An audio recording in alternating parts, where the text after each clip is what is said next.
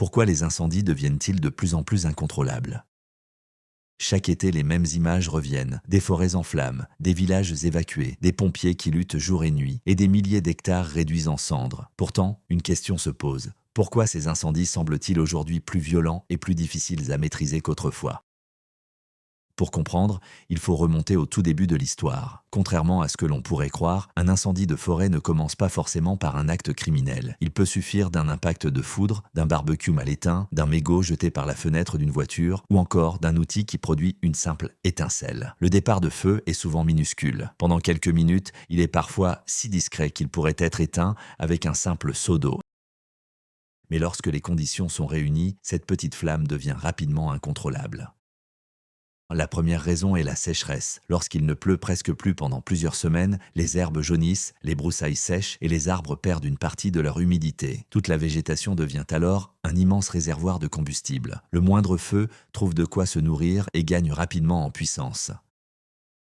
Ensuite vient la chaleur. Plus les températures sont élevées, plus les végétaux se dessèchent rapidement. Lors des épisodes de canicule, certains sols et certaines plantes atteignent un niveau de sécheresse exceptionnel. Dans ces conditions, un incendie peut se propager beaucoup plus vite qu'en temps normal. Mais le véritable accélérateur, c'est souvent le vent.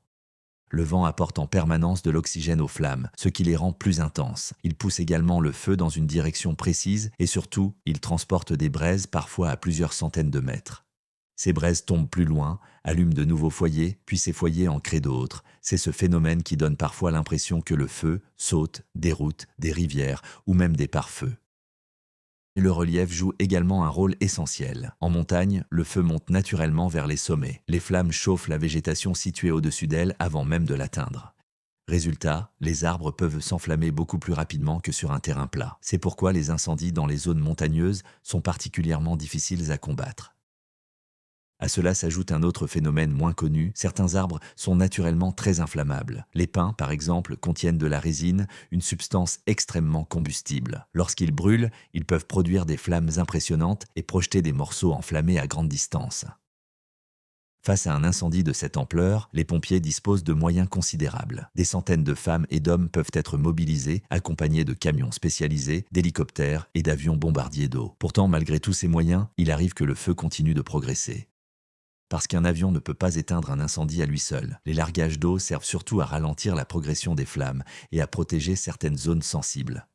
Une fois l'eau tombée, le travail le plus difficile reste à faire au sol. Les pompiers doivent sécuriser les lisières, éteindre les foyers cachés et empêcher le feu de repartir.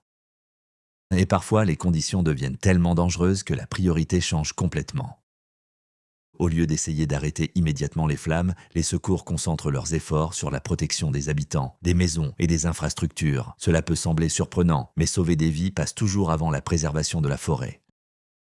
L'incendie qui touche actuellement le Diois illustre parfaitement cette réalité. Déclenché après un impact de foudre, il s'est rapidement propagé dans un environnement rendu extrêmement sec par les fortes chaleurs. Le relief montagneux, la végétation et les conditions météorologiques ont rendu le travail des secours particulièrement complexe. Pendant plusieurs jours, des centaines de pompiers ont été mobilisés afin de protéger les populations et de limiter la progression des flammes. Mais ce phénomène dépasse largement le cadre d'un seul incendie.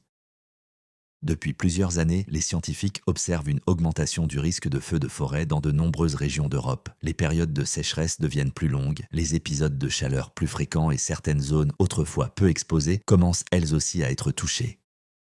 Cela ne signifie pas que chaque été sera catastrophique, mais les conditions favorables aux grands incendies sont désormais plus fréquentes qu'il y a quelques décennies. C'est pourquoi la prévention est devenue essentielle. Une simple imprudence peut avoir des conséquences dramatiques. Un mégot jeté au bord d'une route, un feu mal éteint ou des travaux réalisés en pleine période de sécheresse peuvent suffire à déclencher un incendie majeur. Finalement, la véritable question n'est peut-être plus de savoir si les grands incendies vont continuer à se produire, mais comment nous allons apprendre à vivre avec ce risque croissant. Car derrière chaque forêt qui brûle, il y a des paysages détruits, des animaux qui disparaissent, des familles contraintes de quitter leur maison et des femmes et des hommes qui risquent leur vie pour protéger celle des autres. Les incendies ne sont plus seulement des catastrophes naturelles, ils sont devenus l'un des grands défis de notre époque. Et comprendre pourquoi ils deviennent si difficiles à maîtriser est sans doute la première étape pour mieux les prévenir.